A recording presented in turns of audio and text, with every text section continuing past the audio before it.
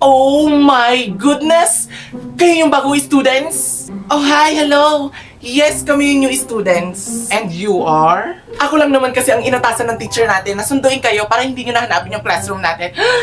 By the way, I'm Pony. And I'm Kate. And I'm Chloe. And I'm Chloe. Sungit ha? Pero matatanggal yung sungit mo kapag nakilala mo yung tatlong iniidolo ko dito sa school. Ang Nepo Babies. Nepo Babies. Ano yun? Oo nga, ano yung Nepo Babies? Isang grupo sila at binubuo sila ng tatlong babae at take note, lahat sila oh my God, ayan na sila!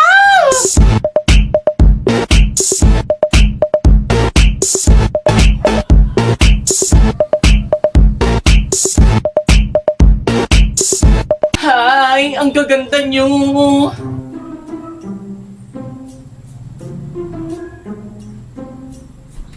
Oh, diba? Ang babait nila at sobrang gaganda pa. Tinignan nila ako. Ang babait. Hello nga, hindi nagsabi sa'yo. Ang gaganda nila, pero sino-sino ba yung mga yun? Ganito kasi yan. Siya si Red. Sikat na modelo yan dito sa Pilipinas. Wala na nga yatang pahinga yan eh. Pagkatapos dito sa school, diretso sa photoshoot. Kahit anong ipasuot mo sa kanya, kaya niyan dalhin. Marami nagpapapicture sa kanya. Pero balita ko, wala daw yan utak. Ganda lang, ganun. Siya naman si Violet, anak ng kontraktor. Mahilig siya mag-travel. Lahat ng yata ng bansa na puntahan niya. Kapag naboboring siya, book agad siya ng flight. Pupunta siya sa bansa, pupunta siya sa beach, like her. Pero ang usap-usapan, mahirap sila dati. Pero nung nagka-project yung papa niya sa flood control, biglang buhos yung mga blessing. At siya naman si Azul, anak ng politician. Mahilig makipaglaro, lalo na kapag may pustahan. Matatalo din kita! Huwag kang magkakamali na dyan ka pupun. Gotcha! Panalo! My God! Talo na naman! Ready ka na sa punishment? Oh, anong punishment? Ano kaya? Di ba sabi ng mami mo, 40 yung luxury car nyo? What if ibigay nyo sa amin yung 12 para maging 28 na lang yung luxury car nyo? 12! Ang dami naman nun! Pero sige. Punishment is punishment. Pero maiba nga pala tayo. Kailan mo ba ako sasagutin? Ha? Sasagutin? Hindi ako nagjojowa ng tomboy. Tsaka kung magiging magjowa tayo, nakaka-offend. Tingnan mo, mas malaki pa yung bubelya mo kaysa sa akin. Yun lang. Halika na, punta na tayo sa classroom. Ma! Si J-Mark bumili ng kape, nasa pack. Ano? Bakit pinabayaan mo? Bumili nga ng kape, nasa pack. Mia, wala pati dito si Papa mo. Nakita mo na palang nasa pack. Pinabayaan pa. May tindahan naman tayo dyan. Bumili nga, sinabi ko nga, bumili ng kape, nasa pack. Ay, Diyos Mia, Nandun sa kalabas. Samahan mo ako dali na. Kunyiwan Ayun, ka. nasa pack, ma. Nasaan na? Ito, pinapabili mo kape. Ay, putakas ka talaga. O, sabi mo naman nasa pack. Ikaw, nasa pack. Ayan nga, nasa pack baga. Nasa pack. Ay, chika. Good morning, ma'am. Kayo po ba si Mrs. Puff? Yes, ako nga. Ikaw ba yung transferee? Yes, ma'am. Ako nga ito. Finally, nahanap ko na rin yung section ko. Isn't it ng bonggang-bongga, di ba, ma'am? Ang OA mo, no? Pero okay yan. Para may maging maingay na rin dito sa classroom ko. Mas maingay, mas masaya. Sige, umupo ka na. OMG, bestie. Yan ba yung sinasabi mong transferee sa akin? Yes, siya nga. Ew, so jologs. Oh my God, sobrang bait ng advisor ko. Akala ko pa naman lahat ng teacher dito masusungit. Bestie, mabait daw si Mrs. Puff. Ganyan talaga kapag walang alam sa mundo. Mabait naman talaga eh. Tsaka kinakausap ba kita? Oh my God, bestie ha. Palaban siya ha. Mukhang may makakatapat ka na. Shut up. Hindi pa pinanganak yung tao magpapabagsak sa akin. Tsaka bakit ka ba kamot ng kamot? Birthday celebration kasi ng kuto ko. Pinagbigyan ko na pero sabi ko 24 hours lang. Bibilang ko pa nga sila ng spaghetti and cake eh. Okay class, listen. Meron akong surprise long quiz sa inyo ngayon. Get one whole sheet of paper. Now! Hala, bakit ganun? Bakit biglaan? Okay, start. First question. Paano manalo sa isang online games ng paldo-paldo? Ano daw? Paano manalo sa isang... Wait lang, hindi ako ready dito. Number 3. Hala, number 3 agad. Wala pa nga number 2. Number 4. Paano kapag yung sahod mo na itaya mo sa isang online games tapos natalo? Wait lang, ano ba nangyayari? Ba't iba yung mood ni ma'am? Ba't galit na galit siya? Bibigyan kita ng clue kung bakit galit na galit si Mrs. Puff. Kapag nakita mong galit na galit si Mrs. Puff na parang pinsan niya si Satanas, ibig sabihin talo siya sa scatter. Pero kapag nakita mo ang 100 angels sa pagmumukha niya, ibig sabihin panalo siya sa scatter. Ganun lang yung kadali. Kasama yung 13-month pay ko doon. Tapos natalo lang. Ay, ako ba yung dahilan kung bakit minala si Mrs. Puff sa scatter niya? Nangangisipin yun. Nagugutom na ako, bibili ako ng food. Ami, sa akin, 1 caramel macchiato and 1 blueberry. Padagdag na rin ng paper of gold. Thank you. Okay, 1 caramel macchiato and blueberry with paper gold. Isi-serve na lang po sa inyo, ma'am. Hi! Ano kayang order ko? Meron po ba kayong nilubak? What? What's nilubak? Ay, taray. Englishera ang tendera ng kantin.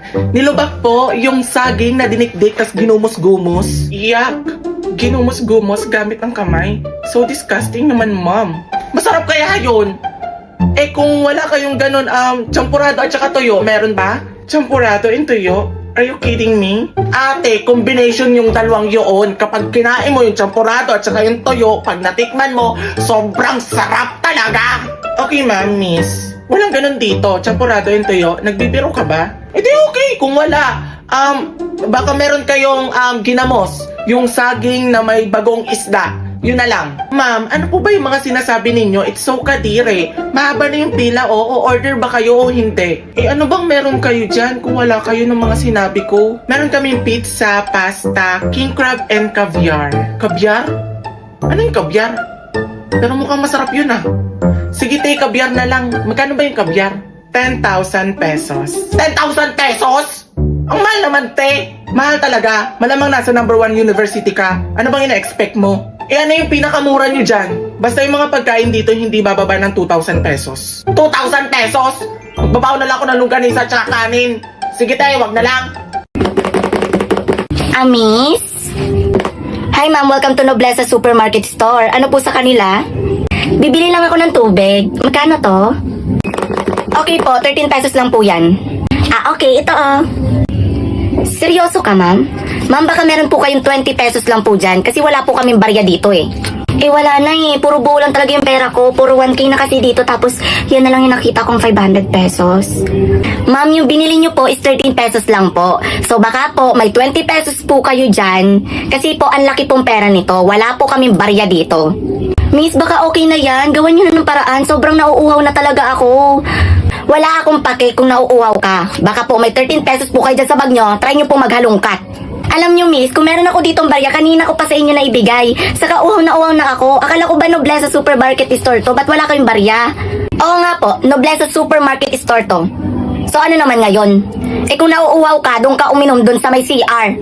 Pwede bang makausap yung manager mo? Kasi hindi tayo magkaintindihan.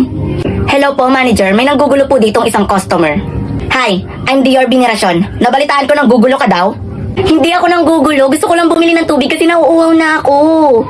Eh totoo naman naggugulo ka. Alam nyo miss, itikom nyo na lang yung bunganga nyo para wala nang maingay dito. Sobrang nakakaabala kayo sa mga nagtatrabaho eh. Buti nga. Hindi naman ako nang gugulo dito, gusto ko lang bumili ng tubig kasi kanina pa ako nauuhaw. Ang dami mong ingay, guard pakilabas nga ito. Wait lang, hindi nyo ba ako nakikilala? I'm Celine Noblesa. Daddy ko ang may-ari nitong Noblesa Supermarket Store. OMG, ma'am, sorry po, nagkakamali po kayo, sorry po. Anong sorry? Ganyan pala yung ginagawa niya sa customer? Wala kayong respeto Oh my God, sorry po. Hindi naman po namin alam na kayo pala po yung anak. Ma'am, patawarin niyo po kami. Hindi po namin sinasadya. Actually, pagod lang po talaga kami, ma'am. Kaya nasabi po namin sa inyo.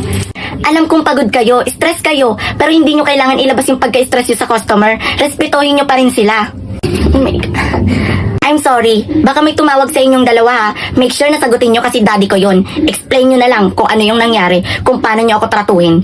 Huwag naman po ma'am. May mga binubuhay po ako. May 3 po akong anak at saka may 12 po akong apo. Bye. Uy, kumpare, kamusta na? Uy, kumpare, napasyal ka. Okay lang ako. Ikaw, kamusta? Okay lang din ako. O ano, shot? Sige. O teka, yan na ba yung bunso mo? La. Ito? Oo, bilis nga lumaki. Kaya pala. Hello, ang cute mo naman. Thank you po. Oh, ang galang pa ah. Marunong mga po. Ay syempre, magaling yung misis ko eh. Tinura namin yan ng good manners and right conduct. Kaya yan, sobrang galang yan pre. Papa, pahiram ako ng tablet. Manunod po kasi ako sa YouTube ng favorite song ko po. Sure anak. O, ito.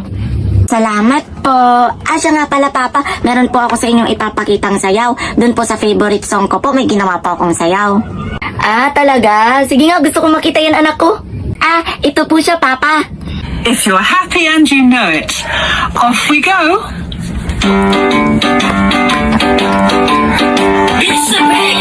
Ang aming mutala.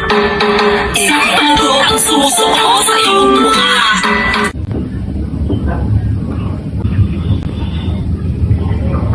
Di ba po, ang galing ko po? Happy friend. Pakshit. Sinabi niya po sa akin sobrang sakit. Baklang ulila. Totoo ba yon? Na sinabihan mo siya ng baklang ulikba? Yun ang RC. Ulila, hindi ulikba. Mas masakit ba yung sinabi mo kaysa sinabi niya eh. Kaya to, pre. Ipaintindi mo kasi sa akin, Maki! Walang tayo, Nen! Walang tayo! Ang ina! Di mo magets! Walang tayo! Bakit tayo nagagaguhan ng ganito? Gusto ko yun eh. Gusto ko. Hi ma'am, welcome to Noblesse. Pwede bang makausap yung manager nyo? Ay, manager mo.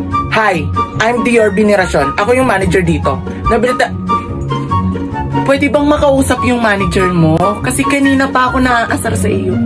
Wala akong pakim... Ma'am, patawarin niyo po kami. Lahat po ito Hello po, manager. May nanggugulo po ditong isang customer at nag-shoplift po.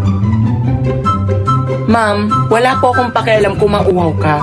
13 pesos lang po yan. Baka po may barya po kayo dyan at maghanap kayo dyan sa bag ninyong kalaki-laki. Wala na saan. Nagalit.